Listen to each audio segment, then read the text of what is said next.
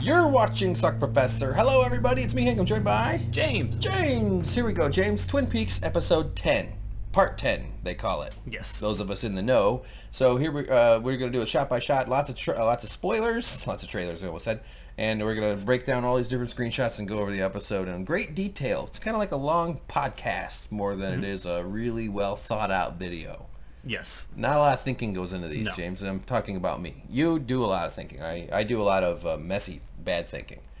And so, all right. Well, are you ready? I'm ready. All right, here we go. Let's have some fun. Hey, by the way, you're looking good there. I like the way your foil is really coming together. Thank you. Yeah, you're welcome. You're starting to really take it on, and I think it's a healthy development. It keeps the Black Lodge's mind control waves away from me. Oh, God. I am not...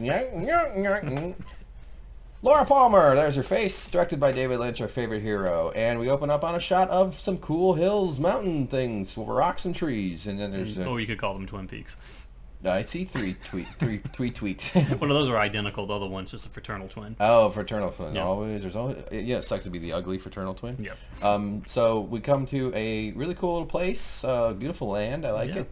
It's sad when your shed is bigger than your main house. I was just thinking that too. But I'm guessing that's just closer to the camera. Maybe? I don't know. I don't think so. It's lines. Look at the ground. It lines up pretty smooth along the line there. That's the starter shed. So then we get another car showing up here. Now this is Kind of a beat-up car. We don't really know who it is yet until the person gets out. with the mismatched parts. So you know life's going great when you don't even give a fuck if your door is the same color as the front of the car. I'd drive that in a heartbeat. I don't know why people aren't more expressive with their cars, like like Hello Kitty stickers and stuff. So anyway, this guy gets out. I forget his name. Richard Horne. Richard Horne. The evil Richard Horne, who is speculated because he's so evil, and because we speculate that he's related to Audrey Horne, because we know that he's related to Benjamin Horne. That kind of leads seeds of inquiry into whether Mr. C, evil Doppelkoop, did commit a heinous act against an unconscious, coma-induced Audrey. Oh, okay. Wow. We're assuming that this is the son of Mr. C. Okay, man. That's the horrible... Oh, he's the product of rape? Is that what you're saying? Yes, that's what I'm getting at. That's a theory. Or proven? Oh, no, not proven yet, but this episode does lead a lot of credence to that theory. All right. Okay, well then we'll keep going then. So anyway, he walks up there. Miriam! He's all pissed off. I got the screenshots reversed there. And do you recall who Miriam is? No idea. Miriam was the woman who entered into the diner, ordered some cherry pie, and left a very big tip. Okay. And afterwards, Norma and Shelley said she really can't afford that. We shouldn't take this, or so forth. Okay. And then she left and was walking home, I presume, when she witnessed a car accident. Not just any car accident, the car accident in which this man, Richard Horne, smashed through an intersection while not really paying attention and killed a kid. Oh, okay. So Miriam... And she looked at him as though she knew who he was. So she was the witness to him murdering that kid. Or maybe manslaughtering that kid. Kid slaughtering, we call it. So he's screaming at her, "Get out of here! It was you who ran the boy." So yeah, that's right. I should have recognized it when she said that. Yes. But you know what was weird about this scene before we get too far? His reflection in this window is super distracting, and obviously they did it on purpose. I mean, I don't know. And I was watching very carefully. It did mirror his shot, so it's not like they added that in effect, or it mirrored his movements. I don't know. I just thought that was either it was just a coincidence that they went with. Because David Lynch wouldn't have done that by now. Well, it could really mean that this guy is an unstoppable force. No matter what you do, that door's not going to protect you. He's essentially already in there with you. Yes. The murder is coming from inside. Yeah, there's no stopping him. Yeah. Well, and it's kind of weird. I don't know what time of year it is, but she's got a lot of Christmas decorations up. Still got them up. Well, some people leave them up all year because they're smart and efficient. Yes. All right. That's why I leave up my Halloween decorations all year. Okay, and my Kwanzaa decorations. So.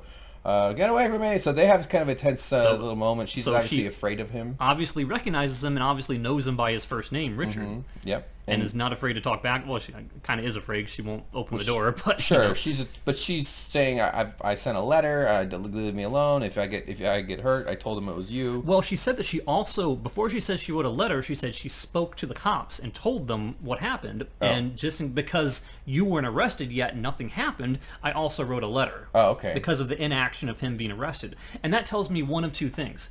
One of which could be that the cop that she talked to was Chad. Yeah.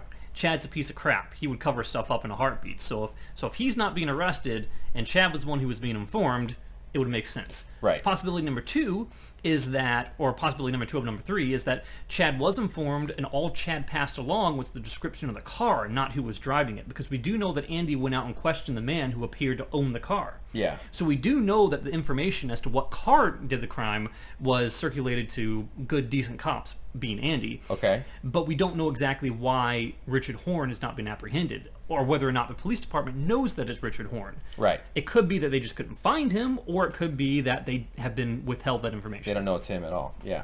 Wow. Jesus, James. I don't know how the hell you talk like say all those words. It's pretty impressive. So, so she's worried, though, and he goes, he sent a letter already, and then he does a little thing here with his neck, which I got to say, James, you are a big neck cracker guy. You can make your knuckles and back crack with all crazy noise. It sounds like firecrackers going off. I can do it right now. Do it. Let's see if I can do it. Oh, God. Oh, so if you heard... Here. No, stop. You're making it hurt. God, it's worse than chalkboard on fingernails. No, I've got the weird finger thing. I can do it forever.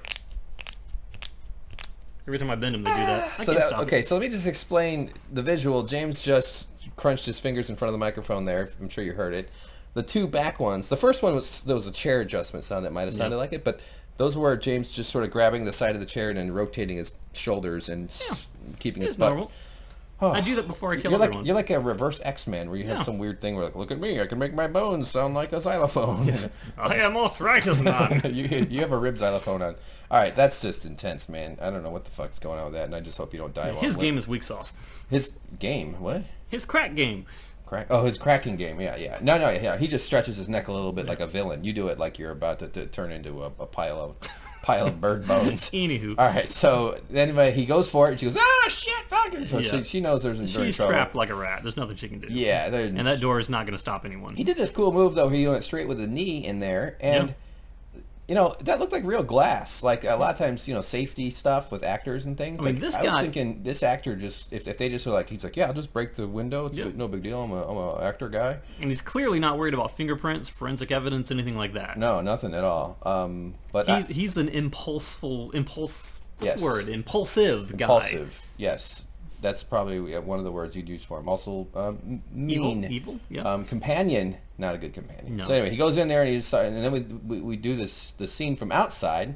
Come here, and we just hear him hitting her objects. Well, we hear crashes and sounds like that, but thuds. We don't hear. And the one hit we hear is this heavy thud right here. It's something that comes down with such force, and you can hear the impact, and you know it's a death blow. A death blow. Well, actually, I have some more to say about that. Match fizzes. Then he lights a candle, which I wasn't sure what the heck he was doing with the candle. It's a memorial. Yeah, I assume so. He sings "A Candle in the Wind." Yep. Elton John. This guy is obviously an Elton John fan. So he calls up Chad. That's the dirty cop. Yeah. Right. And has it already kind of been revealed as to what he was doing in there, or is it still a mystery? Okay. It will be. Yeah. So sent a letter to show. He said he instructs Chad to get it. He's like, I can't do it, man. It's hard. Okay, because Chad, I don't give. By the way, this is a very sweary episode. Yeah. I swear a lot. It's one of my things, but I don't always realize I'm doing it so much. So I'm going to try to pull back. You're a villain. That's what you do. I am a fucking villain. Yes. I am a shit villain. But I'm going to try to pull back on the swearing, be a little bit more aware of it, because it can be a turn off to some people, which I get. I'm not going to turn it off completely. You should get one of those dog collars that every time it swears, it zaps you. You can call it the swear wear. Well, I do wear a dog collar that keeps me from going too far from the house. It just gets me to the burrito truck and back. But what we should know, though, is that Chad, as mentioned previously, is the corrupt deputy that everyone seems to hate. And the first time we saw Richard Horne in the bar, Chad walked up to him and did a drug deal with him. He was passing off money. Right. So we know these two are business partners in cahoots with bad stuff going on. Basically, Chad is like a civilian Hank from season 1. Hank the villain, the bad guy. One of the Bookhouse boys who was always screwing people over. Oh, yeah. Came out of jail, was the guy who married Norma. Of course I remember that. I watched episode 1 of season away from the love of his life. Sure. Terrible guy. Screw Hank. Well, on a more important note, fuckface is spelled with no space. That's your word. That's one of my favorite phrases. I like calling my friends fuckfaces, and it's a good time. You even named your horse in Zelda that. Also, Yeah, I did. My Tucker Carlson, his name is actually Tuckface Carlson. Nice. But yeah, I did name my horse Fuckface in Zelda. So Richard Horne is calling in a favor, saying, Chad, wearing your boots, this letter's going to sink me. You've got to intercept it before it gets there. Yeah. And I believe that she said that she sent a letter to Truman. Okay. So remind me that I said that, because I got something to say about that later. Okay. Okay. All right. I hope I remember that. So now we find out what the candle's for. It's pretty clear as soon as we came back into the I almost called it an apartment, the trailer, that the oven is open, the gas is on, and in this shot, it doesn't come through in screenshots, but you see her back, like you see her breathing still. So her body, she's not fully dead yet. So the death blow, although it is technically a death blow if you die slowly from it, so it still counts. So I'm not trying to take away your victory on that one. But bloody mess, and it's got to be weird when you're an actress. You're just laying there in a pool of fake blood. That's probably not weird. I've done stranger things, I guess. And so we know that he's going to blow up the place with the gas. Yeah, that's what reminds me of one of my first roommates when I moved out to California. Did I ever tell you that story? No. Well, he's a very nice guy. I haven't spoken to him in years. I think the world of him. He's a good guy. All right. But, now let's hear the dirt. No. He was from a very rich family, so he didn't really have the kind of life experiences that I think that most people would have. Never had to overcome challenges? No, not really. Not really living his own in that capacity. Sure. So we came home one day, we pull into the driveway, and we see like all the lights in the house are off, but we see this like flickering light going on through the windows. And we can see like a figure walking through our house. So immediately we think, oh crap, someone broke in. Something's going on in there. So we go in and we see he's walking around the house flicking a lighter on and off. And it was like, what are you doing? And he's like, yeah, I thought I smelled gas. I was testing to see if there's a leak. Oh my God. Are you kidding me? No, I was like, what are you doing? Oh, what a moron. That is really, wow. How many, geez. It's almost a shame it didn't work. Like, it was like, hey, take your genes out of the population there, you Darwin Award. My God. He did some other things that were hilarious and equally terrible, but yeah. So, moving on. I wanted to see if the gun worked, so I pointed at my head and pulled the trigger. Amazing. Then this little guy here singing. This is the manager of this old guy. Not just any guy. This is the trout farm park. The fat trout, yeah. Fat trout. This is the manager of that place, Carl Rod. Carl Rod. Good old Carl. Old Mr. Rod or Dr. Rod. Who also witnessed the killing, the vehicular manslaughter. He was there, yeah. And so he's just having a good day. He's probably got a couple of beers maybe, but then all of a sudden a coffee cup comes shooting out the window. The little red thing there, and it lands upright, which I thought was kind of fun. He's like, oh, geez, what's going on with this thing? And now we hear a lot of screaming, and what do I do or don't fucking do? It's a fucking, this is fuck, this whole episode. This is Steven. So we picked a bad one for me to stop swearing. Yes. This is like if I try to quit You don't have to read it. Of course I have to read it. It's there. It's my excuse. So this is the piece of crap Steven berating and physically abusing and verbally abusing Becky. Which Becky being the daughter of Shelley being the victim of the same kind of treatment by Leo back in season 1 and season 2. So it's almost like the daughter has become the mother. Sure. It's pretty tragic. That does happen. There's a cycle of violence and abuse that often happens where people end up with people who are similar to the way their parents. Yeah. Wow, okay. Good times. And if you remember, Shelley is the one that you commented on as the person working in the diner when you watched the pilot episode of season 1. Yeah. You said, wow, she's very attractive. She aged really well. She looks just like the chick from Baby Driver. Yeah, a little. She has a similar look to her. But she's in this up. She's in season 3 here. No, she's the... Well, yes, but she's the mother of Becky. But she's just as hot as she was. Yeah, she looks great. 25 years ago. Yeah, 25 years ago, I looked like a friggin'... Probably, I don't even know how old I was. Well, she has won the genetic lottery for sure. I didn't even have pubes 25 years ago, maybe. I don't know. Maybe I had a couple on my shelf. And this piece of crap berating her for not having enough money for him to go buy a smack, saying that you don't even make minimum wage. This guy doesn't have a job. Screw him. Yeah, man, it's not her fault. This is very not okay. This is not good behavior, men. Yeah. Knock it off. This episode is really bad for guys so far. Yeah. Two scenes of violence against women back to back. Let's be honest, Earth has been pretty bad for guys so far. Yeah. Look what we've done to the planet. It's pretty fucking terrible. And it only gets worse. Yeah. Don't you give me that fucking innocent look. You fuck. Ah, shit. He's just swearing. I can't. All right. So that I didn't really know what the context of this whole scene was, but he's looking for he needs his drugs, his smack. I would assume. Is that what we're guessing here? Yeah, I was using an '80s term that I learned in the Cera program. I like smack. I like that.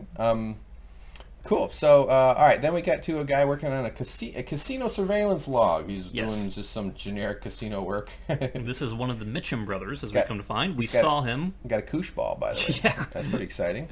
Yeah, I haven't even thought of that word since the Rosie O'Donnell show, where she would throw him into the audience. You get a koosh ball. You get a koosh ball.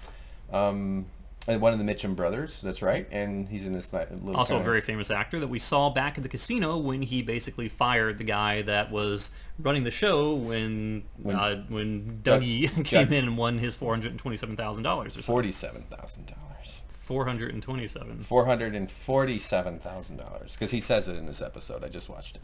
447,000, you said? I would bet on it, but it might be. It very well could be. It's somewhere in the ballpark of between $400,000 and $450,000. Yes, but I wouldn't bet on me. But I do quite recall that because the way we'll get to it. It'll come I saw up this later. further back than you did. I trust your guidance on that one.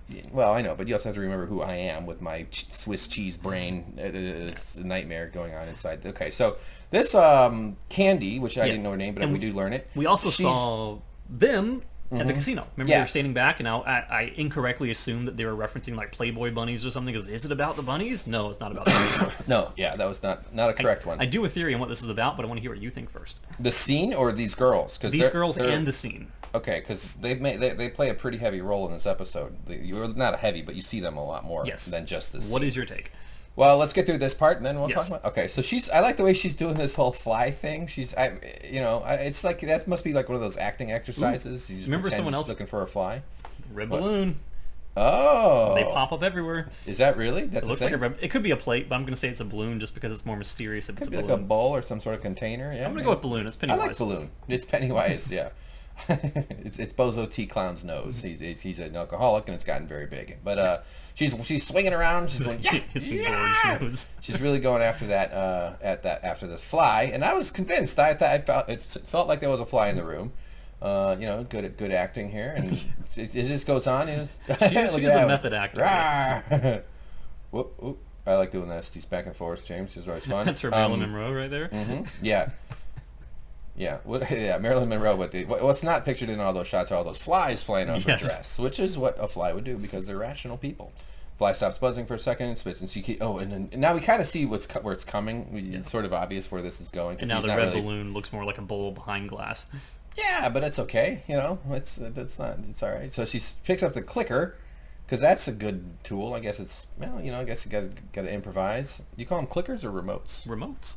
Well, you should start calling it clickers, and also it's pop, and they're called gym shoes, not tennis shoes. Okay, nor are they called sneakers. What? Gym shoes? So that's an interesting. It's out on Twitter. It's one of those. What planet are you from? Just pause. It's a United States map of like words. The vast majority of the country calls it tennis shoes. All over the West, all over the South, lots of the East Coast, but there's large chunks of the East Coast, like Northeast, goes by sneakers.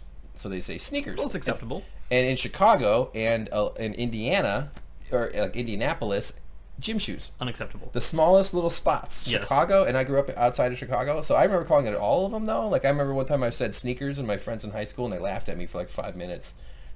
Sneakers! He said sneakers! Yeah! So that's the last time I had friends. Okay. Yeah, it was upsetting. But grunts, and so all of a sudden she impulsively goes for the opportunity, and she beats the dude in the face with the clicker. Ouch! Okay. Ooh, sorry. So what was the point of all that? Well, I don't know. They just needed to show that these guys care about her, because you'd think in a way their response to her was humanizing of them. The two guys, Jim Belushi comes running in. By the way, I'm never impressed by him. He sort of bores me. I don't think he's a good actor.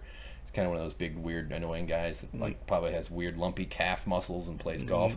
But I think that the purpose of this was to humanize them, because they weren't like, "Hey, you fucking bitch, get out of here, you dumb whore." But they were like, they're like nice about it. They're like, because she felt she was immediately despondent and freaked out. But honest, this is a David Lynch thing, man, and I'm sure there's some other crazy reason. I'm sure there's some sort of talking fire. I get what you're saying. And I'm okay with that, but I completely disagree with it. You don't have to validate it. And I disagree with it because I think that this is David Lynch finally self-parodying himself. Okay. Making fun of Twin Peaks, making fun of his directing style, and making fun of how long he's strung the audience along without really giving them what they want. And I think what he's trying to say in this one is that the fly buzzing around is a metaphor for him stringing people along in a very slow pace until finally the fly lands and she lunges for it and basically gives the audience, being represented by the Mitchum brothers, what they want, but too fast, and in doing so hurts them. Okay. So I think it's David Lynch saying, yeah, I go slow, this is my style, and if I gave it to you all at once, too quickly, it's going to ruin the show. Okay. And I think that was the point of it. I think the audience is represented by the Mitchum brothers, and David Lynch's storytelling narrative is Candy. All right. And that extends further into the episode, which makes me think that there's something to it even more. And I'll point it out the next time it happens. Okay. That's a fascinating thing. Wow, I feel like I'm hanging out with Reddit all of a sudden here. All right, so, Jesus, Rodney, let me see that. So, but she goes crazy over the top and just starts grabbing him. And this is all kind of weirdly directed, too, though, just after she hits him. I mean, like, the camera was very close, and it was... You know, I imagine they only did this in 1 or 2 takes. I don't know why. Yeah. I'm just assuming. She finally sees it for the first time and freaks out. I mean, I think her reaction is also speaks to the fact that these guys are much more powerful than she is, and her lifestyle is dependent on their good graces. But her relationship to them is kind of ambiguous at this point. Yeah, you don't really know what they are. Are yeah. they servants? Are they employees? Are they maids? Are they wives? Are they concubines? I don't know what they are. They seem like decorations. Yeah, I mean, they're not really treated like people. Yeah, yeah. So they're just like background decoration, like you said. Yeah, right. Yeah, they're like accessories. So anyway, well, great theory mongering. Once again, the show demeaning women. Well, what a terrible show. Is this really demeaning women though? Well, this moment, using women as decoration, kind of. Well, if that's exactly how it is. I mean, that happens throughout the planet in a way. I mean, it's. No, I'm not trying to get all SJW on this stuff because that's not who I am. But SJW? I'm all SJW. Fuck that shit. Of course. Well, who doesn't like justice and war? I like justice when it's I'll appropriate. tell you who makes me angry. It's the billionaires who control the politicians. Those are the people I direct my anger at, because social justice warriors are college students who are struggling to be heard. But it's the motherfuckers polluting the air and the water that I actually get angry at. Those are the people. Awoken the beast. The people who control your wages are the people you should be angry at, not the college students in Berkeley that have meetings and have funny haircuts. Where's my chloroform? I'm just saying. I'm not saying I agree with all that shit. I'm just saying the people that you should be angry at are the people that have power, not the people that don't have power. That's how I look at politics. So, all right. Oh God. Oh wait, no, not oh God. Okay, so now Dougie. We find out, classic doctor's office here. Finally gets taken to the... Yeah, this makes me respect Janie E. I've talked a lot of trash about Janie E, me not liking her, but finally she takes him to the doctor. This should have happened on the morning after she brought him home, right? It's late, but, it's better than never. Your husband comes home acting like a space cadet, and he's not... it becomes clear he's not kidding around, and he's lost weight, and he's a different guy. You take him to the doctor, like, the next day, or if not the middle of the night. But anyway, you get a brain scan. I recognize this actor from something. I don't know what it was, but it's Lewis Black. Yeah, it's Lewis Black's thinner brother. Yes. So she's explaining he disappeared, and then he goes up, and now disappeared for 3 days. Wasn't it 3 days that Major Garland Briggs disappeared when he went missing in the woods? I don't know. Probably. Yes. Anyway, maybe. Okay. No. But I got to say this part, and it's funny because I had this reaction right away, and then this became part of the show. This motherfucker's got a great body. Holy shit. I think he's 58. He's in his 50s. That's crazy. Late 50s. I have never had a body that... Well, maybe when I was a baby. Maybe. But like... But if you were a very wealthy actor or a known guy and you knew that like a year or 2 years in advance that you were going to be in a show and you could potentially take your shirt off, wouldn't you start pumping the iron? Totally. I mean, me with my shirt up, I look like a couple of bags of bread dough that just got stuck in a thunderstorm. But like what a... and he's already started with good genetics because, that sort of drove him in the acting world. Not that that's what all right, good... But what this is trying to say is that it's almost as though when his time in the lodge almost atomically reconfigured him into his optimal form. Because I don't think he was a perfect specimen of human... Well, I mean, he was fit when he was he was a young, handsome guy who wasn't fat. Probably... Yeah, but it's almost like he's been in... I guess what I really want to say is it's almost as though he's been in stasis since that point. Yeah. He hasn't actually... His face has aged, but his body has remained consistent. Well, he's definitely taking care of himself. I mean, that's pretty impressive. Even though are his nipples hairy? Is that weird? My hair is between my nipples. Nice. Yeah, that's like I call it the furry valley. You just comb it that way. Yeah, I do. It's I have I almost said I have a giant Hitler mustache between my tits. But, oh Jesus! I chose not to say it out loud. It's a tattoo. That'd be weird to put on the internet.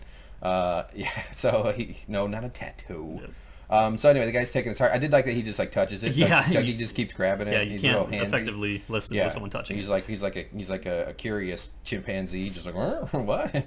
And then she starts noticing too. Like I don't know how she hadn't seen. Maybe she just never caught him with his shirt off because he was wearing pajamas. And now she starts objectifying him. As she should, dude.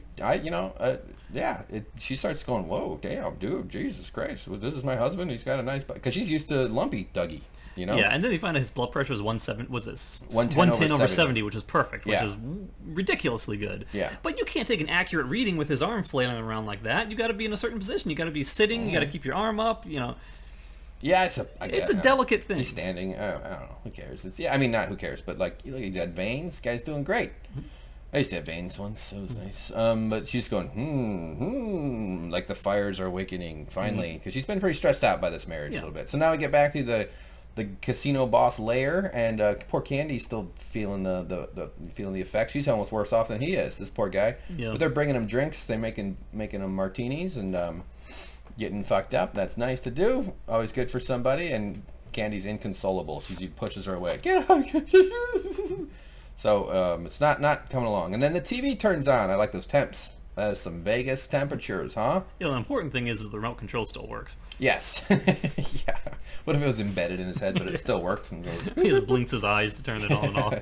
So excited. I like that excited. It's like TV. Like, and it's pretty obvious these guys. I mean, we knew they were filthy rich because they were kind of in the casino business and everything. Yeah. But the pool out there, pretty swanky pad. Nice pad. They got plants, koosh balls. Mm-hmm. It's pretty sweet. So then the news comes on, and this cheesy Vegas roll dice thing where it comes in local news, and then we cut to the crime scene where Ike the Spike had attacked Dougie and Janie E. And so which at the time I was saying, yeah, clearly they're talking to reporters, they're filming this, and you're saying, no, they're not. There's no cameras. I can't show the cameras.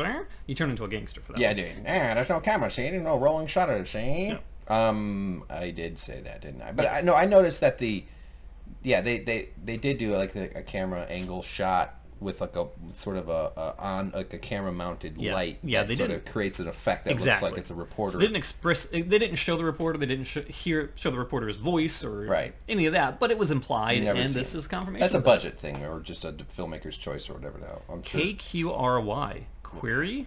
What are you talking about? KQR is that query? K-query. As in a query, a question, an enigma wrapped in a riddle. Indeed.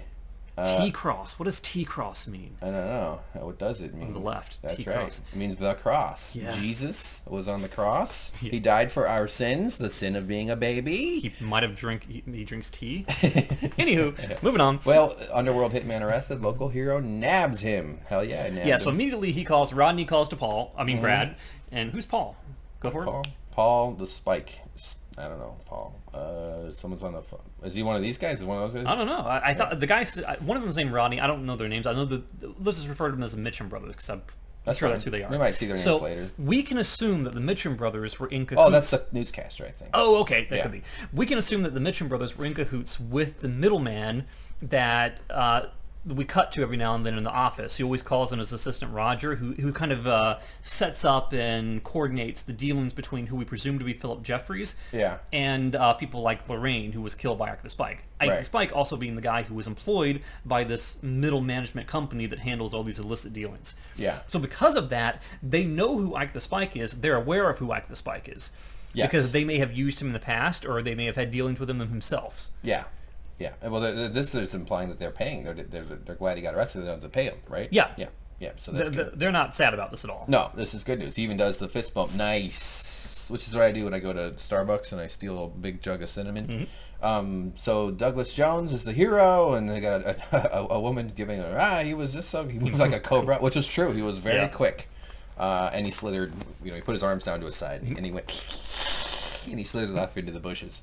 To terrorize children and Labradors. So about his money and insurance, and and then now Janie E. giving a little performance. But we find out she's talking to the cops here. Yeah, and it's not a usual thing where the cops will just let a reporters take the camera there and film them questioning them. But from a narrative standpoint, it's important. It saves a lot of time. Yeah. But from a realism standpoint, this probably would not happen. Yeah. They don't usually get this on tape. Yeah, they'll basically be putting their hand out saying, back behind the line, behind the lines. Yeah. Maybe not. Yeah, I said on tape, but they don't let a reporter film everything. I mean, whatever. So, okay. Karate chop in the throat, just get off him, and he ran off. And this is important because the Mitchum brothers recognize this guy. They recognize this guy as the guy who walked away with a big chunk of their money from the casino. Mm-hmm. Yep. A guy who only referred to himself as Mr. Jackpots. Mr. Jackpots. A face they never wanted to see again. But then he goes, this is weird, he goes, actually, Mr. Art Jones is actually Mr. Jones. What's he saying there? I think they're saying like a Bob Smith or what's the word for a person, a John Doe, that kind of thing. A person who you can't identify, you might just call something generic as Mr. Jones. Okay. So it looks like Art Jones is actually Mr. Jones. Isn't there a Counting Crows song about somebody named Jones? They're Mr. Jones and me. Whoa! Gee, are you in the room there, Hootie and the Blowfish? Is that the same? I get those two bands confused. So what a fucking world. See more swearing, James. Yes. After what I did. That's Candy saying she's just even despite all this going on, it doesn't even register with her the conversation that they're having. She's lost in her own mind about the remote hitting, and she's saying, how can you possibly love me after what I did? So again, that could be David Lynch saying that if I rush this stuff and spoil the material, you guys wouldn't like me. You guys wouldn't forgive me. I have to do things the way I do. Right. Okay. I agree.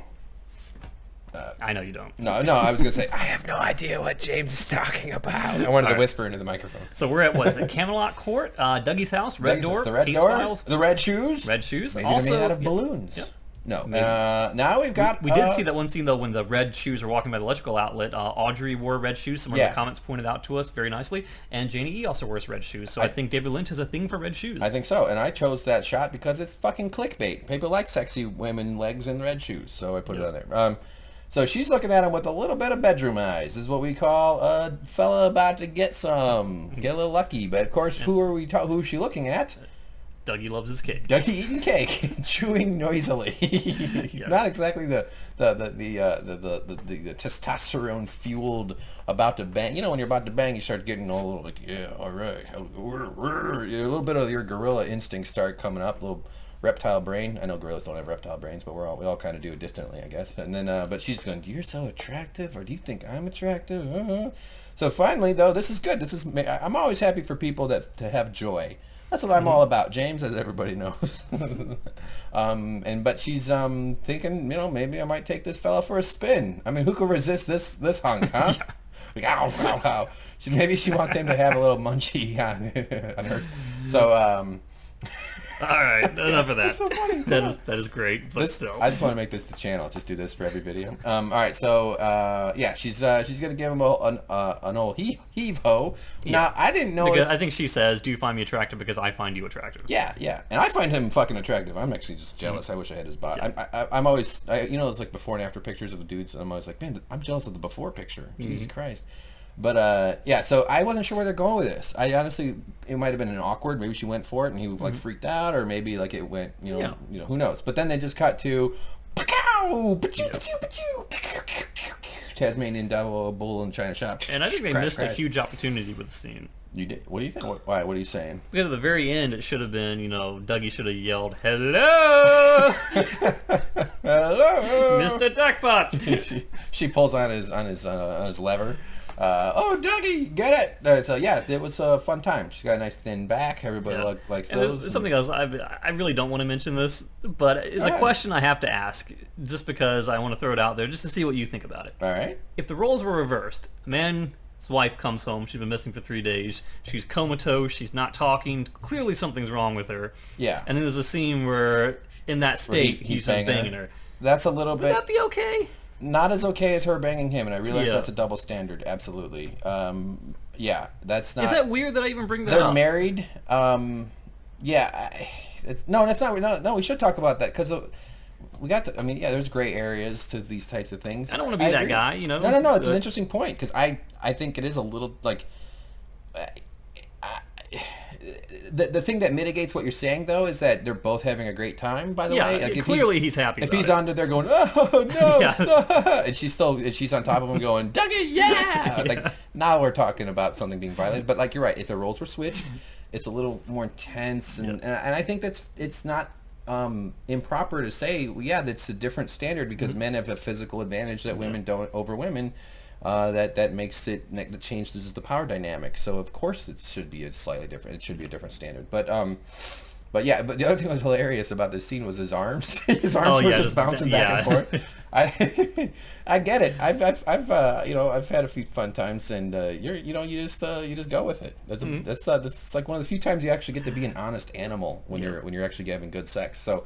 They're giving it a good go. Alright. My arms do that when I eat Chinese food too. I just go, oh god, yeah. Oh. So here's him. Yeah. This is so funny that Dougie's just going like, oh, okay. Even with his sort of modified interdimensional, interspatial being, or wherever the hell he's come from, he still has that, like, who doesn't like getting their, I've noticed that you've taken more screenshots for this scene than most scenes. Of course, it was hilarious. And then they had to go and ruin it by introducing the kid. Come on. It would have been better if Sonny Jim was just standing in the corner. Oh, God, that's She was like, "You will watch, Sonny." Well, that's horrible. Yeah, but so Sonny wakes up hearing the screaming. It's funny. I've never heard did you ever hear your parents bang? No. Let us know in the comments, everybody. Have you heard your parents bang? My parents weren't too fond of each other. Okay, well that's nice. That's always a relief. I've never heard I did hear my parents divorcing though, so that was good. Dougie, he says, "Yay, you." That's Darwin smiling right there. That's what an orgasm is. It's your DNA going, "Yay, you get him, sailor." So then there's a little bit of coitus, and it turns out. Look at him smile. Oh yeah, he's feeling good. I thought this might wake him up and real Cooper would come back, but yeah, maybe. I mean, Cooper was never really the Cooper that I remember from season 1 and season 2 was not the romance guy. He wasn't a womanizing guy. He was all he was a Boy Scout. He was like all duty, all hard work, all persistence. No time for side romance, aside from at the very end when he kind of hooks up with someone. But okay, sure, it's gotta happen. But it's the guy loves cherry pie, right? Oh my god, who doesn't love a good piece of cherry pie? Come on, it's obvious. How could I not say that? I could have said coffee. That's way worse. So then this is a fly shot, a flying, yeah. And I couldn't see anything. You took 4 black screenshots? No, because it was actually like an establishing shot. There was something on the screen, because I'll brighten this up in Premiere. I don't know if the data made it into the JPEG, but anyway, yeah, we're looking at a black screen probably. But it was like, it's a very, because then we cut to this spot. So here's even more swearing, and I'm just going, man, I'm trying to reform my ways, and I can't not be fucking swearing. So this is Dr. Dr. Jacoby. Yes, so he's basically just railing against the government, railing against the way it controls people. He's got a little internet show. Yeah, he's the kooky conspiracity theorist guy who's still calling himself, what was his name? Dr. Electro? If the Unabomber and Alex Jones had a baby. I can't remember what he called himself, but his symbol is a little lightning bolt, because he's all about electricity, bringing the sound waves through the power of electricity into your home, which is a big theme of Twin Peaks. Electricity, travel, information, all that stuff. Yeah, he's kind of like a truth teller, but he comes in a package of insanity, so no one takes him seriously except for other crazy people or bored people. And the 2 people we've seen listening to him have been Jerry in the Woods and Nadine, who we know is I can't remember if she was still married to Big Ed Hurley or if they divorced and Big Ed went with Norma, but they were married at the time, and she was obsessed about making silent curtain runners, and she was completely out of her mind. Okay. Very bizarre, not my favorite storyline, but a very, very, very bizarre character and a very bizarre story arc where she gains superpowers at one point, or implies she always had superpowers, but her mind reverts back to high school and she dresses like a cheerleader and runs around throwing people through the air. It's bizarro. All right. Yeah, but man. I'm glad to have her back. She's fun. She's okay. You're talking about this woman here. Yes, Nadine. Nadine. I just want to point out, a yellow lamp. Yeah. Now I've seen everything. I thought they were supposed to be green and every onse in a while blue, but never yellow. I like it. And the story behind her eye, the eye patch missing, is that she right there. Basically, Big Ed Hurley was in, I think it was in Vietnam, and he always had a torch held for Norma, who owns the diner. Okay. And they loved each other a lot. But when he went away to Vietnam, go ahead. Go ahead. He was sending letters to her every single day, but Hank.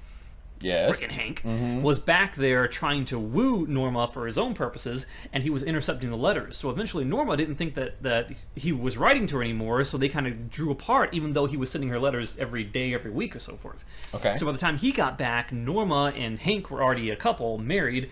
Big Ed Hurley was destitute and sad, so he went off and basically shacked up with Nadine out of desperation or out of convenience, because she came by his gas farm one day. And I believe how'd she lose her eye? Yes, on the honeymoon, she found out that Big Ed Hurley still was holding a torch for Norma. Okay. She didn't like that because Norma was still in town and she wanted her husband to be loyal to her. So she was so paranoid that when he went away on a hunting trip, she followed him through the woods and was hiding in the bushes trying to make sure he was actually hunting and not out there with Norma. Okay. And she made a rustling sound, and he shot birdshot into the bush and took her eye out. Took her eye out. Ouch. Jeez. So she's crazy. Okay. So she's... I just assumed it was a smoothie accident. She poked herself in the eye trying to go in for a sip, but she's still sticking to it. Thanks for all that background story. Wow. Yeah, it was very important. I'll say. Now I don't have to watch season 1 or 2. So they own the mortuaries, the graveyards, these fucks. This guy sounds like me when I start yelling about politics. So dog bark. Okay, so this was hilarious. Go back. This one. Well, run silent, run drapes. It's forward. Yeah. So what? And she's hanging a golden shovel in the fourth storefront in solidarity. This is her store. Yes. Okay. In the original seasons, her obsession, she would spend all time just like freaking out, trying to make her drapes run silent. Okay. She couldn't stand drapes that made noise when they were drawn. Gotcha. So her obsession eventually coalesced into her own business. She's successful. She has her own storefront, and she called it Run Silent, Run Drapes. I like that. As like Run Silent, Run Deep. Yeah, so she hates this sound. She doesn't like... Yes, that would throw her into a rage. Yeah! James and she was trying to invent, and she eventually did. James, so I'm going to squeeze squeeze you to death. I chose those words carefully. Yes. Squeeze my hand off? No, yeah.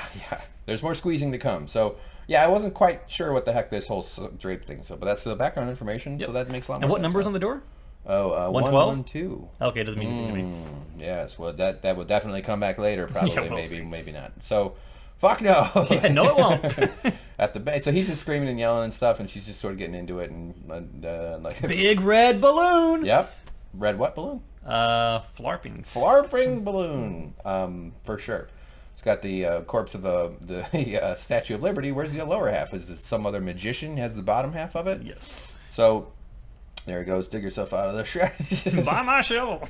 Yeah. Oh, yeah. Then he tries to sell his shovel. That was yeah. Oh, he's so beautiful. Yep. And I agree with her. He is quite the guy. I am into it. So, anything else about that sequence? Not super important. We don't need to analyze. No, I think it's just don't feel obligated. Trying to remind us that Nadine's still alive, Jacoby's still around, he's still doing his thing, she's still listening. Okay. If there's more symbolism behind all this, I'm not quite sure what it is. Fair enough to really speculate to speak on it. But, yeah, let's. Okay, so then we got next day. Sonny Jim has been traumatized because he got to hear his parents banging. And he's going to be in therapy talking about that when he's in his 40s. Go get in the car, Sonny, and she's got that morning afterglow, that kind of good sex face, and she's like, hey, big tiger, I can't. He doesn't even really kiss back. He's just bam. What did you notice in that last go? This one? Yeah, no, the one before that. Right there. It's one of the few times I've ever seen him make eye contact with her. Oh, He's always looking the opposite direction. I can't recall if she physically turned his body to face him or if he did it on his own. I think she kind of grabbed his shirt or his jacket a little bit. Yeah. But I thought there might be something to that. Maybe a little subtle hint that he's becoming more human. He's coming back. Perhaps, yeah. Well, you share a couple of little stomach explosions, and there you go. Stole that from Borat. That's one of Borat's jokes. Smoochy smooch. Man, I could go for a makeout right now. Not with you, James. I'm not suggesting that. I just am very lonely and sad on the inside. And then back to some trees. Caw, caw. And we've got this. Poor Jerry. This is my favorite storyline. This is the one I relate to the most, is being lost in the wilderness. wilderness. When last we saw Jerry, he was convinced that his foot was possessed by a spirit. I am not your shoe. Is that what it said? I'm not your foot, I thought it said. Yeah, maybe foot, yeah. Because he can just take his shoe off if that were the case. True. Feet are harder to take off. So he's got mega high, got lost in the woods, and presumably is still lost in the woods. Looking for service on his phone. There was a close-up shot, but I missed it. And then growing, you can't fool me! He's just sort of having a drug trip or a mental break or something's going on. Or, I mean, maybe he is actually being assaulted by the ghost wood spirit. He's obviously a low-end character. He's Benjamin Horne's brother. He was one of the original Bookhouse boys. I get it, but he's a guy. He's not one of the primaries. No. And they keep coming to this, though, but I think he's going to stumble on something. He's not... Here's what I'm trying to say. He doesn't have intention or agency, really. He's sort of caught up in his own forces that propel him in whatever it is, but he's going to be meaningful in a way that is accidental, is what I'm trying to say. I don't think he's going to suddenly become like, hey guys, I took the right amount of drugs and now I'm the Hardy Boys. Well, yeah, because every time David Lynch starts a storyline, he wraps it up nice and tight with a bow at the end. Everything makes sense and everything has a purpose. You're being sarcastic. Very much so. So was I, because I don't believe in sarcasm. Sorry, that was just sarcastic. All right, so Twin Peaks Sheriff's Department. Here we go. Now, old Chad. I love that pile of donuts. This really made me feel like going and getting donuts. And we know what Chad is doing too. Yes. He is on the lookout for the postman because he has been told to watch out and intercept a letter before it gets to Truman. Yes, and Lucy's been working in a cop station forever, so she's got a little bit of her own instincts now. Yes. She sort of senses that he's up to unusual behavior. This is not normal for him, They have a little back and forth about a beautiful day, and she goes off on some sort of random nonsensical thing about being forever and not knowing time, or whatever. It's all right. But then he's like, all right, whatever. But then he sees the mail truck come, and he's like, oh, we gotta go get the mail. All right, and so she's like, what the heck is going on? So she watches through the window. She has always been one to listen over, eavesdrop for gossip and things like that. That's always been her thing. She cannot let anything happen within her radius of awareness and not be obsessed by it. If people didn't do that kind of thing at work where they are bored out of their mind with their terrible job, you got to do something to entertain yourself, so you get involved in each other's business. That's how human societies work.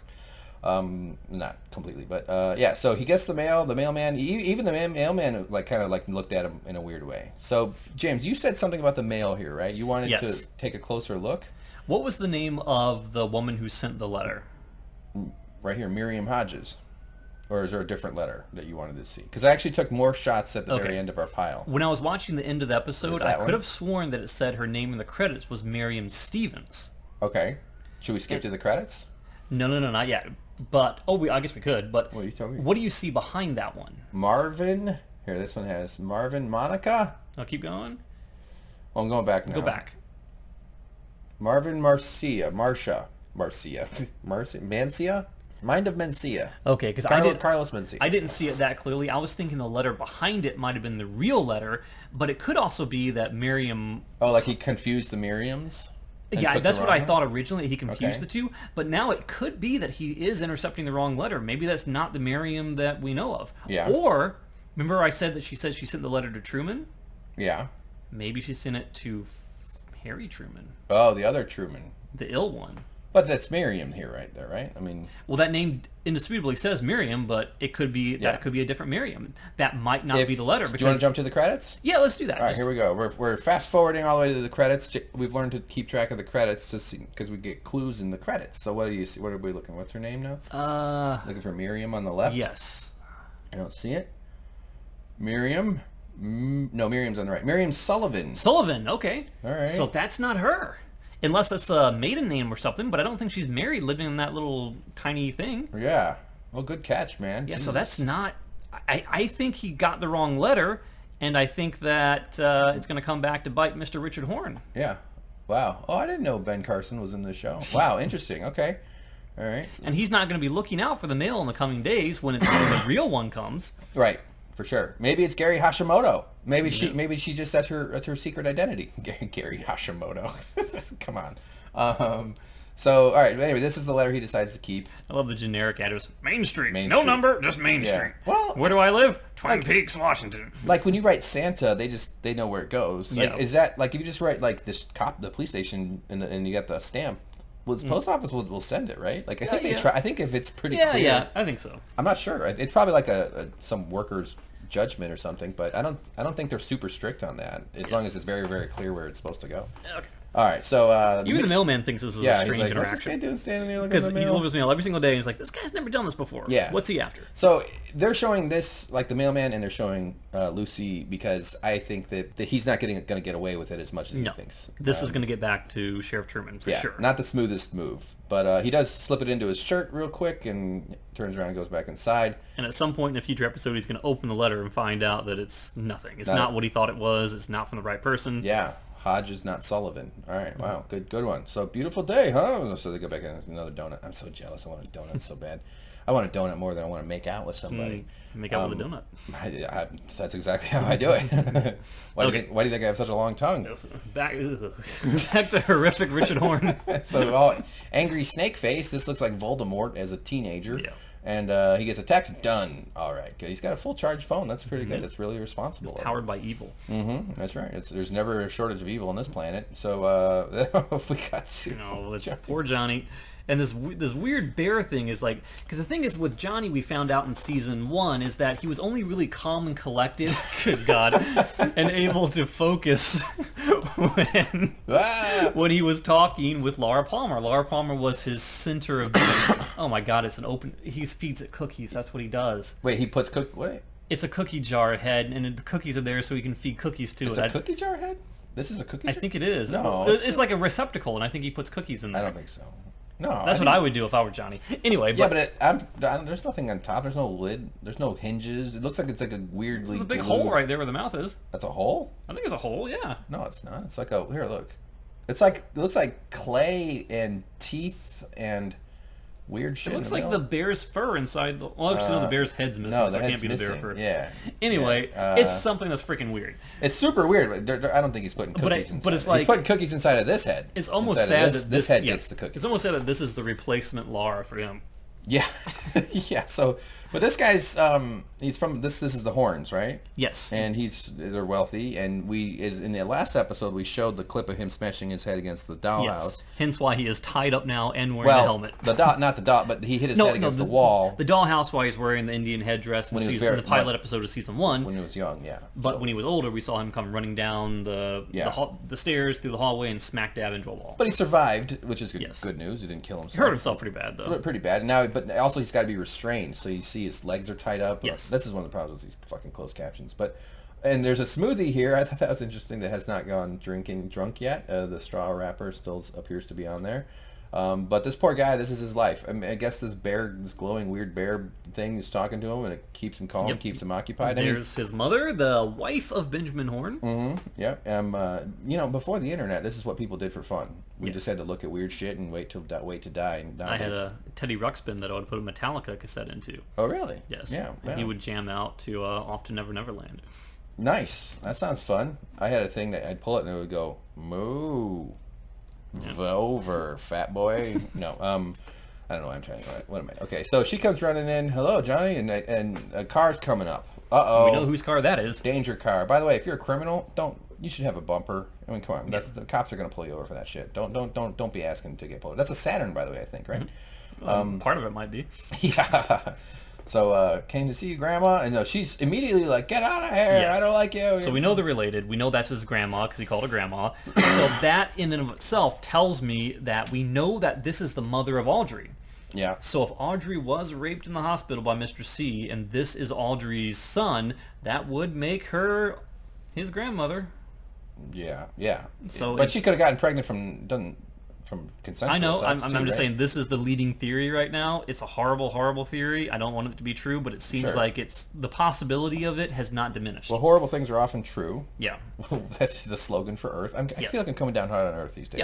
This episode. Okay. So it's actually a place filled with plenty of joy. So he says he just wants a couple of dollars. Yeah. Grandma, give me some money. My grandma will give me like $20 sometimes. I'll be like, Grandma, give me 100. Come on, you'll be dead soon. Come on. No. Your grandma's alive? Yeah, she's 90, man. She's still kicking around. Mine are both gone. What? Yep. Hilarious. Yeah. All right, don't come any closer, Richard. So, but immediately it turns into fear and danger and aggression. This guy's not wasting any time, and of course, poor Johnny. This is a home invasion. This is not a friendly visit. This is an aggressive home invasion robbery, and he starts doing this move where he poor Johnny. I was kind of hoping he'd break himself loose and go on the rampage. Beat the crap out of Richard. I was too. Or no, he would have done the head down charging move like that one X-Man who runs through the doorways. Maybe that'll happen. Maybe he'll save the day at the end of the season doing that. He's the final impact that destroys the Black Lodge. Yeah, he headbutts Mr. C back into the lodge. There's a big explosion at Glastonbury Grove. Yeah, and he gets his brain reorganized, so he comes back like a healthy guy at that point. Do you think possibly... Squeeze, that's why I said squeeze you, James, because he likes to offer to squeeze people. That's a really good point that you just made. Do you think that maybe when he was a child, he wandered off into the woods and was taken into the lodge and lost a part of himself, just like with what happened with Cooper? Could be. I have a better theory. I think Bran Stark was traveling and came back into his childhood and turned him into Johnny Hodor. Yes. Yeah, otherwise known as Jodor. Yes. James, you read this one. You didn't have to try. Again, episode does no favors for dudes. I'm trying to quit swearing, okay? I'm wearing a swear patch. Let's push forward because my clock timer is going to go off and I'm going to explode. All right, James has something he's got to do soon. So I'll cornhole that piece of shit. Yes. Okay, so poor guy. Anyway, not your purse, you bitch. I can't understand if I hear it. So screaming, she's beating him up, and she's it's a horrible day. She basically offers him something from the purse, and he goes, "I don't want your purse. I want what's in the safe." So she forces her to give him the numbers. It's like 745, and he goes, takes the purse, he dumps it out, he just throws it all in, makes a big mess. takes her money. It's so cruel that not only did he take the safe money, he took the wallet money, and he takes her jewelry. Which was presumably in the safe. Yeah, probably. And he dumps it all into the purse, and then takes the purse too. Yes, and the purse, which is not a good move again. A man with a purse, I'm not saying there's anything wrong with a guy who wants to carry his own purse. It's European. But a dude like this guy, that just looks like he stole some lady's purse. Like, why would you, get a different bag is all I'm saying. He's not the smartest criminal. Yeah, it's just, and now, take, it's her purse. Okay, fine. So, hey, Johnny, how are you today? Asked herself. He's been better. His legs are kind of kicking around a little bit. So, yeah, hello, Johnny. And then off he goes. I will take your purse. There's something so fucking difficult. James, you want to read that one? I think you found your thumbnail. See? Please don't. It's just going to be like, the thumbnail is just going to be framed on this one real tight. Yeah, no, I'm not. That's obviously not. I wouldn't do that. Come on, man. I was a professional clickbait writer for a year and a half. At a well-known media outlet. All right, so hello, Johnny. How are you today? Black sky. Okay. Back in Las Vegas. Las Vegas now. We got this fella. This is the guy I was talking about as the intermediary between Lorraine and who we presume to be Philip Jeffries. Yep, that's right. The guy I even knew that. Yeah, the guy who hired Ike the Spike, all that kind of stuff. Yeah, and then the guy from Iron Fist comes in and says they got Ike. That's Roger. Yep, right. No, he's not the guy from Iron Fist. They got Iron Fist, the Netflix superhero guy? Yeah, right? I know what you're referring to, but I don't know who the actor Played is. by the guy from Game of Thrones. Don't sit down, Anthony. So he brings him in and he goes, you're a creative. So he basically tells him that you have to... We're going to frame Dougie. We're going to pin this insurance thing on Dougie, right? Yeah, so basically what he's saying is we've got a problem here. We have been paid and we have been trusted to take care of a problem. The problem we have been paid to take care of is the elimination of Douglas Jones. That is not happening now because the guy that we had to take care of the job, Ike the Spike, is now in custody. Yeah. So what we're going to have to do now is we're going to have to take another one of our clients and find a way to pit one of our other clients against Doug to have the dirty work done for us. Yeah.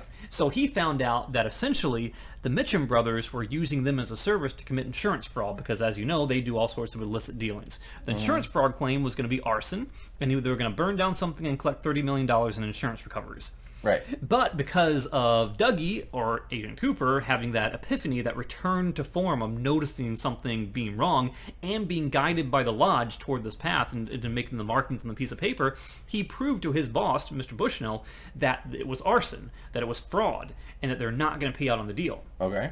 So this gives them a playing card to use against Dougie to basically tell the Mitchum brothers, yeah, he's the one that screwed you out of the $30 million. He's the one that stole the $400,000 from the casino. He's the one who has it out for you. He's the one you need to kill. 447. Sure, 447. I think there's a screenshot. I think you're right. We'll see. Yeah, well said. Thank you. So, and he says, if not, you're going to kill him yourself. Okay, you dumb Tom Sizemore? So it's a huge incentive for this guy because this guy does not strike me as a killer. No, not really. He will do everything he can to make sure he doesn't have to do that. He's a paperwork scumbag, not a physical murder scumbag. So back to a hotel there. We've got this was an interesting scene. I wasn't sure. The woman with the French flag was walking by. I'm sure there's some significance of that. That hey, parlez-vous français, Albert. But this is actually kind of cute. Look at the face. Look at the face David Lynch is making. He looks like he's a joyful man for a change. I like it. All I can hear when I see him make that face is, "I'm going to put the panties in my mouth." Yeah. Well, who doesn't smile with the panties in your mouth? I can't get that image of. Why'd he do that? Because they're fun. He's a wacko. Panties are one of God invented panties. If you didn't invent panties, why would he want them? I mean, anyway, you should be putting them in. Anyway, Tammy and the more use, the better. Use panties. You don't put fresh panties in your mouth. That's something weirdos do. Correct. They are watching Albert having dinner with the lady from the mortuary. Yeah, and they're kind of giggling about it. We're like, Albert's going to get laid. Yeah, they seem like they're having a fun time. But this is sort of an unnecessary scene, I guess, maybe. But they're showing that they're having some workplace antics. You know, they're on a trip. Any scene where we get more Albert, knowing that the character Miguel Ferreira has passed away, is a good thing. Yes.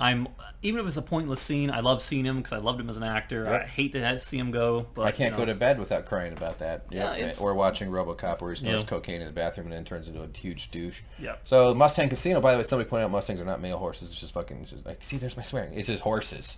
Horses. And now we got a thing back at the casino, and here comes old Tom Sizemore going, and it's the Mitchum guy. So now the women are back, the accessories, and they're just sort of leaned up. Even the way they're leaned up like mannequins, like placed off to the side, ready to be called on for something. It's really weird. I don't quite get it. And then more swearing. Jim Belushi with his horrible acting coming in there. And here's Candy, who is super odd, though. I mean, I don't know if that's how she was before, but when she was swinging the thing for the fly, like maybe she's been so traumatized that she's just reverted to this sort of slightly slowed down infantile state. I don't know, but I got stuff on this, but keep going. You got what? I've got a theory on this one. Oh, okay. I think it's a continuation of the prior theory, but let's keep going. All right, I want to hear it. We got to hear it. So they deputize her to go get it, but they have to tell her a couple of times, and she sort of goes slowly and walking around and does her thing. She walks up. She does this whole pointing thing, and they're kind of watching, going, "What's those taking so long?" She's sort of talking to the guy. She points at stuff, and what the fuck?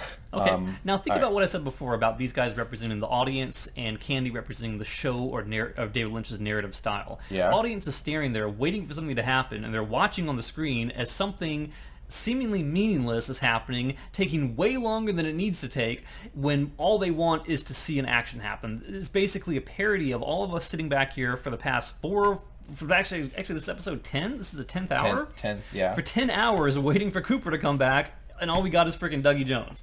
Yes, we're all turning into impatient Jim Belushi. And they're basically sitting there going, what the F? Why are we sitting back here? What's going to take us so long? Yeah. Why does it take 4 freaking hours to do something? So I think that's a good insight. I don't know how intentional that is. Maybe I miss. I can see Lynch poking fun at himself. Lynch is obviously very intentional about his choices, but sometimes things kind of happen because it is frustrating. It's a fairly simple tension building dynamic or mechanic. Like, something someone wants doesn't happen quickly enough. That's not a complicated or original story, but it should be used effectively because it can be used in many, many millions of different ways. So, but I like your theory. It's really interesting. I'm going to write that in my gratitude journal tonight, right next to Celine Dion.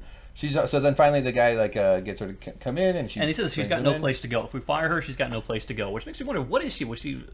Yeah. There's a backstory there, but I don't think it's not important enough for them to tell us. That's what I meant by the humanizing side of these guys, because they could be super goons, which they kind of are, but they kind of care about these girls or something. But she goes right back to the line, and this is her explaining what she was pointing about the smog, the weather. Yeah, this nonsensical stuff. She's sort of like a dumber Lucy. Well, I thought if that was possible, unless she can tell the guy to come back or ask him, she has to talk to him, establish a rapport, so you got to talk about small talk or something. I think they were being a little rudely impatient. Well, how about this? Hey, my boss wants to talk to you in the back. Right. But you could say, who are you? What the fuck are you talking about? As opposed to establishing a thing. When you want someone to do something for you, you got to be like, hey man, hey, how you doing? So can I get a jug of cinnamon out of the Starbucks, please? Anyway, we all make this face. This is actually me and James here. That's James when I swear or say something. So as you pointed out, this is the Tom Sizemore character from the insurance agency, from the Lucky 7 Insurance, who was in cahoots with the guy in the office, with Roger as assistant, working to try and defraud his own insurance company out of $30 million, which of course he would get a cut of. Right. So he was an illicit guy working in the background. Agent Cooper thwarted his plans and in turn thwarted these guys. So now he's coming back saying, you know what? It wasn't my fault that you guys didn't get your claim. It was this other dude that works with me, Dougie Jones. He did everything in his power to make sure your claim gets paid. You have an enemy in Douglas Jones. And he reiterates over and over, you have an enemy in Douglas Jones, because he wants so badly for them to kill Dougie Jones, because if they don't, he's got to do it. Yeah, it's important that he gets his message across. He is over the top in getting that message across. And all they got to do is dispatch these women because they've got guns in their boobs.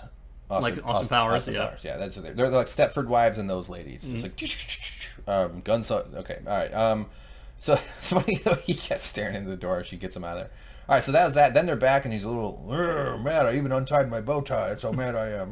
So do these women ever get a break? My God, how long are their days? Their feet must be killing them. Now I know how Brando felt. Yeah, okay, really good. Another reference to Marlon Brando, like Wally. Was it Wally? The movie Wally. Wally Brando. Yeah, the little robot. Michael Cera's character that travels to space. Michael Cera's character. Oh yeah, Lucy and Andy's son. Marlon Brando, right? No, I thought it was Wally Brando. James Dean. Wally Brando. I don't. Oh, that's his name. Yes. Yeah, I think so. I thought you were saying who was he modeled after with the leather. No, he was obviously modeled after Marlon Brando. That's beyond a question of doubt. I'm just saying this is another Brando reference. Gotcha. Yeah, for sure. Sorry, I made that more complicated than it needed to be. But they sit weirdly close. Like his knee is like right in his thing. Like, what do you? Come on, I don't even like touching myself. Get it. Well, maybe sometimes. But set up a meeting. Here comes the number. They got to get into the frame, and for $30 million. There you go. Boom! I never doubted you. Oh, yes! I knew it was somewhere. I knew it was less than 450, but more than 420. Somebody owes me a lifetime supply of egg rolls. Right. James, get out of here. Yeah, motherfucker. Yeah. So there's the ladies pouring in our drink. I hope they're drinking themselves. They deserve to get drunk too, because they should not be just waitresses. You fuck us once, shame on us. You fuck us twice, shame on you. As George Bush said, fool me can't get fooled again. Can't get fooled again. That guy should be in a fucking orange jumpsuit, living in a prison somewhere. Now fucking war criminal. Here's a weird one. Right. David Lynch is doodling, but what is he doodling? We'll get a close up at it. Let's just get in there. And he, what is it, James? Is that it's some sort of animal with horns, a face? I assume this is its butt part. A hand reaching for it. Is that a button on a shirt sleeve? And there's a torn out paper, so maybe there's something missing from this. Yeah, let me see if I can find this picture. I don't know if I can, Very but peculiar. This reminded me a lot of a scene where... Oh, actually, here it is. Oh, James found something? Is a scene where Bob is reaching his arm out through the dimensional portal in Glastonbury Grove. Okay. Yeah, and I see it. We're all looking at it right now. I'll put it in the video. But I don't quite know what the deer represents, what the antlers, perhaps the antlers. There's two of them, twin antlers. They look like giant trees, but they're not. I'm not entirely sure. They look like electricity almost, like yeah, lightning. Actually, kind of does. So, he's a big fan of the video game Spore. Yeah, so I can draw a parallel to the arm of Bob, but I can't quite put my finger on what that animal represents. Tough to say. And it's David Lynch, too. I mean, him literally drawing it. I wouldn't be surprised if he's the one that did the entire drawing. So yeah, hold on, I got a cough. Forgive me, James, my sore throat's lingering. It's going away, though, but it's still there. All right, so gets this whole part. So he opens the door, right? And then all of a sudden, it's Laura crying? Yeah, but she's like screaming and crying, kind of, and wigging out, I guess. And then it sort of fades away, and he's like doing those opacity effects. And then there's Miguel Ferrero standing there, and so he was obviously at the door. But what was that all about? Is beyond me. I'm not sure. Okay. I know the title of this episode is "Laura is the One." All right. And the log lady's going to reference that same line as she did many, many years ago in the opening of one of the episodes when it re-aired on another network. Okay. But I'm not sure. All right. Well, we can move right along then. So he has a quote from, and now he's talking about a text. He said Tammy received, right? No, Diane. Diane got this, yeah. For some reason I thought he said Tammy. Okay, you're right. Well, Tammy was the one who tracked down where the text was coming from. She was monitoring the communication. Because I was like, Diane. oh no, Tammy's evil. But no, I was like, wait a minute, I thought it was Diane. So it is Diane. It is Diane. Yeah. I got confused. Sorry if I confused anybody. So we know that now that they're getting this from a cell tower in Philly. And we know that was sent by Mr. C. Oh, this is why I was confused. Yeah, we remember that Mr. C sent that message. It was received by Diane. Yeah. So we know they're still in cahoots. We know that there has not been full truth coming from both of them. Or, right. You know. Sure. They have Hastings. Yeah. Hastings being the high school principal, the one who whose secretary has the coordinates to what we don't know yet. We can speculate, but he's going to take them to the site being the location where the coordinates point. Yeah. And it's definitely not boyfriend talk, that's for sure. So I felt it when she hugged me. But this confirms it. Yeah. Keep her close, Albert. It's not. I don't think it's Diane. It's a Doppel Diane. Doppel Diane. I think Evil that D. when Mr. C visited Diane, maybe he. I'll just go out there. Maybe he killed her and brought a doppelganger through, or maybe he put one of those weird frog bugs in her mouth. Oh yeah. Maybe she's under his control in some way. Oh man, those frog bugs. Thanks for bringing that image back. Yeah, so she comes back. She's got a picture that she wants them to see. It's from the billionaire thing, and there's a guy. Who's this though? Who's the bald fellow? I'm assuming the bald guy is the billionaire who owns the building in New York, who has the monitoring station. I think either that or it's Gandhi. Yeah, or it's Moby, who I think is he's actually in this episode. But tell me this: it does appear as though Mr. C is inside the box. It does. I think so. It looks like he's outside the box to me. To me, it looks like he's inside the box. I don't know. It's tough to, well, but if he's inside the box, where's his lower half? He's got to be. No, you see, like this is like a right there. That's like part of the frame of the box, and his body goes behind that. I don't know. Even if the floor of the box is below that, like this is like a baseboard type of thing. But you recall at some points they still said not that space there's motion cameras, right? And the motion cameras trigger when something happens, when something appears in the box. And they're saying that things have in the past appeared in the box, and this appears to be capturing that. That Mr. C, the doppelganger of Cooper, is But this maybe is perhaps one of the times where he emerged through the lodge or used the lodge as a conduit of transfer. he might have come through the box and got out of the box. That could be what happened. Yeah, but maybe that's how he got into the the world. way, unless someone can correct me on this, it looks like he's inside of it. Wow, I pretty much don't agree at all. But we can leave it up to our listeners. Everybody, let us know what you think. It's hard. It's a little hard to tell. I think he came through this box. That was his entrance. Then he stepped out. They opened it up, and they said, "All right, okay, let me help you down. Get out of that aquarium." We're saying the same thing. He's in the box now, and then he came out of the box. But in this picture, he's in the box. I'm not saying that at all. I'm saying in this picture, he's out of the box. I'm saying he came out of the box before the picture was taken. That's what I'm saying. It's a fact. It's a very small detail. In the words of our glorious leader, wrong. Yeah. No, no, in the words of our glorious leader, freedom! Our leader's not William Wallace, sadly. But yeah, Bill and this Wallace. is even a zoomed-up version of it, which makes your point look even better. Yes. God dang it. In the other screenshot, I stand by my word. In this screenshot, I retract my word. It's the same shot. It's a printed photo. Yeah, but the close-up is so much easier to tell. All right, I think you gotta have God dang it.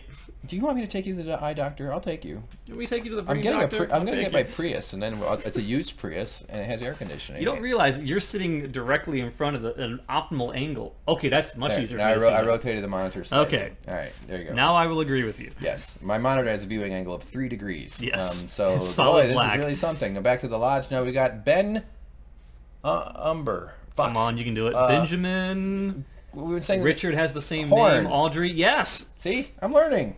Ben Horne. He's dumb because he didn't bang Ashley Judd. What an idiot. So anyway, so this is his I think it's ex-wife. safe to assume that yes, most likely But ex-wife. she's now. like, and he is, Johnny okay? Oh, why Johnny? What about me? Of course. So he's just like, Jesus, this is all going crazy. He refuses to help her, and then he goes, and hey, Beverly. He goes, Beverly, do you want to have dinner with me?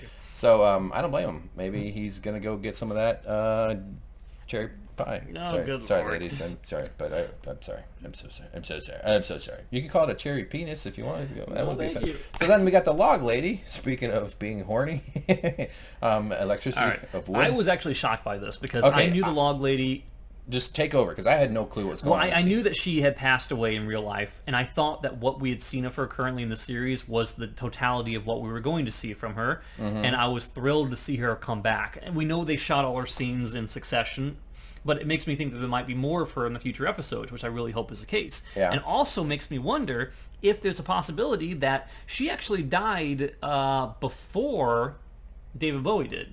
Okay. Which makes me think there's a possibility that perhaps, even though he was failing in health and all, that maybe David Bowie as Philip Jeffries might reemerge sometime in the series, or that the original Harry Truman might show up at some point. He's not dead, he just retired, right. But it kind of makes me hope that maybe there's a curveball, maybe there's a secret or a surprise that Lynch could throw in there that would show us that what we thought is not really or maybe the case. maybe the weekend at Bernie's her and James Spader and David Silverman are going to be like holding her arms up and flailing her, except she'll be like a rotting corpse. It'll be really gross. So basically, what she says, Margaret Lanterman says, Right. Hawk, electricity is humming.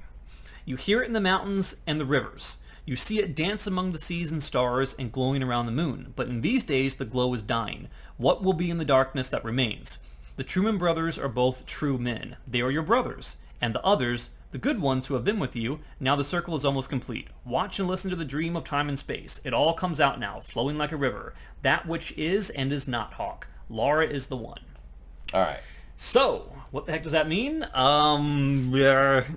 It could mean that the original Bookhouse Boys, the secret organization that was designed to protect Twin Peaks from evil, is aging, and it's not really being replaced very well. That was made up of Andy, both Truman brothers, Benjamin Horne, Jerry Horne, and Hank. Frickin' Hank. Mm-hmm. I hate Hank. And they're diminishing now, which could be what she's saying is that, the electricity is humming. Electricity being core and critical to the series, being the transportation mode between the lodge, constant metaphor being used throughout the series. Okay. That it's humming, which means that activity is still going on, adventure still unfolding. You hear it in the nature and mountains and the rivers, all that kind of stuff. But she says the glow is dying. As though the glow perhaps being the light, the force of good that opposes the dark, is diminishing. Uh-huh. And that what will be left in the darkness that remains. We're entering a dark period. The Truman brothers are both getting pretty old. They're both true men. She wants Hawk to work with them to maybe find some final solution to the problems that are happening in Twin Peaks. The Falseman brothers. Yeah. Yeah. So what's Laura is the one? What does that mean?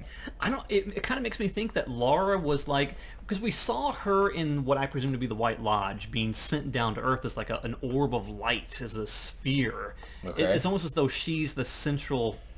She's the glow. She's the 25 years later. She's still the light. I was really hoping you were going to say something sane. What is that? Okay. Maybe her murder kicked off this whole thing, and therefore they have to solve her up. They have to solve her murder in order to figure out what's going on. I don't know. I'm more interested to hear what other people have to say about this one because I have nothing concrete on it. Yeah. It's cryptic, it's enigmatic, and that's exactly what the Log Lady is. Yeah, I mean, she's never straightforward. True, very much so. She's a very mysterious person. Laura, every episode starts with Laura's face,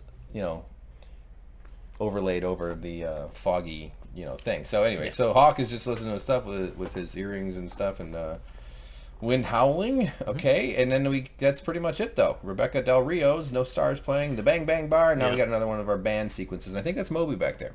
Really? One of our listeners, Stephen Pike, said that he tweeted at me at my Twitter that this looks like he thought it was me in the episode. And I said, no. I mean, it's like the combination of you and that guy. Yeah, us two together. You meld them together? If you added a whole bunch of Chinese food into the mix. No, yeah, but I appreciate that. And whatever song this person is singing, I think this person was used in a prior Lynch work. Beautiful voice, man. Yeah, look at the pattern on her dress. It's the pattern of the floor in the black in the waiting room. Look at the red curtains behind her. She's essentially the waiting room. Yeah, look at Moby's shiny bald head. Looks nice. Yeah. And I think the song that she's singing, it goes through multiple languages, but I think that David Lynch either wrote or co-wrote the song. I think it's in the credits. Okay. Yeah. Oh, this is probably the song that he was writing when he was drawing that deer with the electricity antlers. Could be. This is my lyrics. It's a drawing of a weird deer, you fucking child. Yeah. The thing about Twin Peaks to know is that Twin Peaks is a show made by two guys, made by David Lynch and Mark Frost. Mark Frost... Actually, to start with, David Lynch is sort of like the guy who wakes up in the morning and says, "Last night I had a feeling. It made me think of oranges and tomato soup." So he makes a scene where someone's looking into the drain and oranges and tomato soup's flying out of his face. Yeah. And he wants to give that feeling to the person who watches it. He doesn't necessarily care if you understand it or if there's a meaning to it, as long as he transmits that emotion or that feeling that he experienced and shares it with someone else, his job is done. Classic. Now, Mark Frost is the guy who comes back and kind of runs behind David Lynch trying to pick up the pieces and trying to form a story around it. He's the narrative guy. Okay. So he's trying to make sense of stuff so that we don't get pure Lynch. How much control does Mark Frost have over Lynch? Meaning, I'm not as far as the idea generation, but the execution side of the thing. Because I'm sure they have to make compromises along the way at some point. All art involves some compromise. There's a lot of cases, even in the case with the special, The Secret History of Twin Peaks, which was written by Mark Frost, where David Lynch has said to people who ask him questions about their theories on what the show means, is he'll say something like, "Well, that's compelling, but that's Mark Frost's take on it. That's not my take." Yeah. Okay, so he'll just, all right, yeah. He'll diverge from that Lynch stuff. is, and this is a compliment, but he has excessive confidence in his own instincts. Yes. And that's good. I mean, it's like, it's the difference between genius and crazy, but he's just on the right side of genius, where it kind of works. Because a few degrees off and he's just like, wow, this guy's real kooky, but he's got great hair. So can't get enough of this lady. So then we got The Merciful, starring Kyle MacLachlan and his beautiful, beautiful body. So we've got a 7-minute long scene where a woman's singing, and you take about 12 screenshots. You have about a 15-second long banging scene, and you take 90 screenshots. I took a bunch of screenshots of this. What are you talking about? Of course, I'm just giving you irrational crap. You should see my. I'm giving you crap. When I watch porn, I do the screenshots for every time. I just take a whole bunch. Is that why you keep putting them on the fridge? That's why you hear this all the time.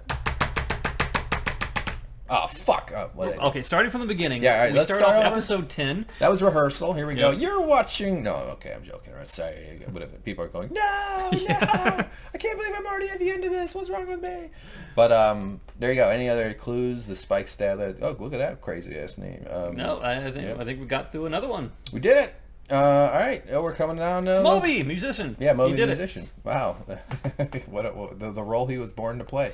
So, cool. Good. Well, we're getting there. Yep. Sort of. I feel like there's... And we're perfectly on time because I had to run right at about 7:30, right. and it is 7:28. Could not have been better. What a miracle. All right. Well, thank you, James. Like, subscribe, watch the other ones. Check it out. We got a Game of Thrones playthrough coming up. We're also doing video game stuff. Did I say playthrough? Yeah. We're doing a video game thing with a game called 7 Days to Die. I know a lot of people on this channel don't really give a fuck about the video game stuff, so please forgive us if you hate it. So like, subscribe, Patreon. If we love is James, and James has to run. So I'll see y'all later. Bye. I love you. Goodbye. Albert.